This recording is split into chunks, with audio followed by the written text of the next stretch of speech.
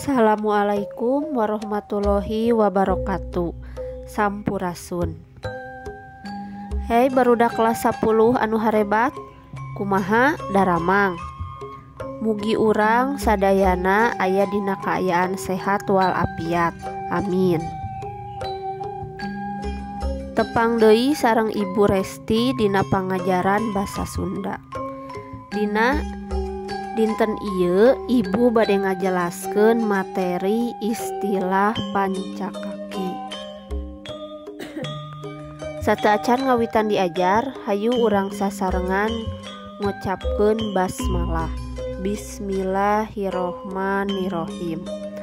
Tong hilap siapkeun buku tulis, alat tulis jeung sajabana.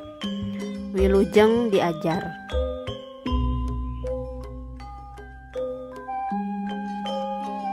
Naon ari pancakaki teh? Pancakaki nyaeta hiji sistem anu ngagambarkeun hubungan kulawarga atawa disebut istilah keluarga.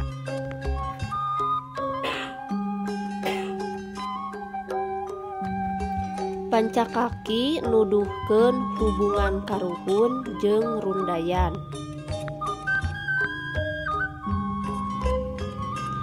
Karuhun nyaeta leluhur atawa nenek moyang urang.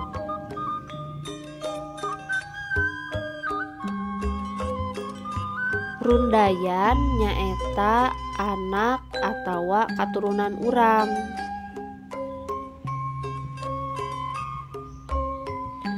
Nu jadi patokan atawa tanda dina pancakaki nyaeta kuring atawa urang. Upama ti luhur disebut oge karuhun, lamun ti urang kahandap disebut rundayan. Tah, perhatikeun barudak. Ieu aya istilah pancakaki nyaeta ti urang kaluhur. Ti urang kaluhur disebutna naon? Disebutna nyaeta karuhun. Sok perhatikeun.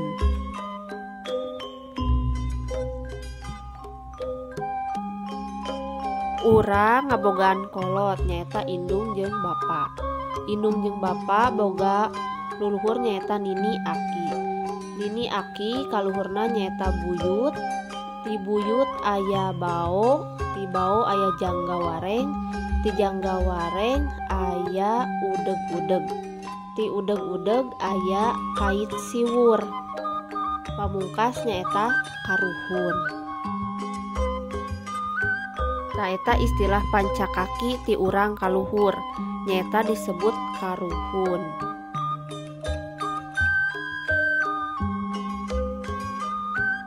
Tah, nu ieu istilah pancakaki nu disebut rundayan nyaeta ti urang kahandap anu ngabogaan katurunan. Kuring atawa urang boga katurunan ngaranna anak. Anak boga katurunan nyaeta incu. Incu katurunanna nyaeta buyut. Sahandapun buyut aya bao.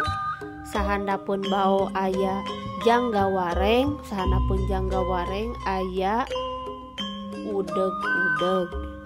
Sahandapun udeg-udeg aya kait siwur. Sandapun kait siwur nyaeta katuncar mawur.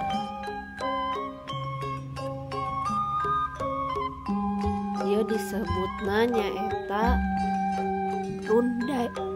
rundayan.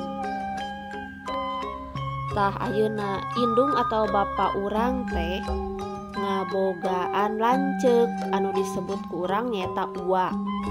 Sedengkeun adi ti indung atawa bapa disebutna bibi atawa emang. Lajeng kuring atawa urang teh boga uwa boga anak. Tah ka urang teh nyebutna kapi lanceuk. Lamun bibi urang boga anak disebutna nyaeta kapi adi. Jadi anak uwa teh disebutna kapi lanceuk, anak bibi disebut kapi adi. Teras ayeuna kuring boga lanceuk kuring teh boga anak tah disebutna nyaeta alo. Sedangkeun lamun urang boga adi urang boga anak disebutna nyaeta suan. Jadi kuring ka anak lanceuk disebutna alo, ka anak adi disebutna suan.